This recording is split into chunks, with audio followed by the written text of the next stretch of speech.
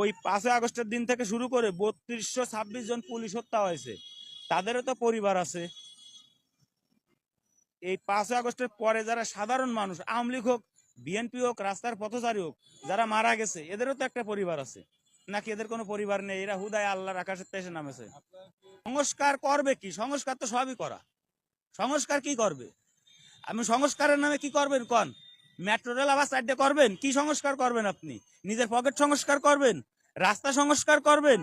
সাধারণ জনগণ গরিবের অধিকার সংস্কার করবেন? আপনি কি সংস্কার করতেছেন? আপনার এই 2-1 লাখ ছাত্র যারা আপনার পাশে রেখে নিত্য নতুন প্রয়োজন খালি কলস বাজে বেশি, ওই সে খালি কলসে থাবা দিচ্ছে আর আপনি খালি ঝুনঝুন ঝুনঝুন করে বাজ দিচ্ছেন।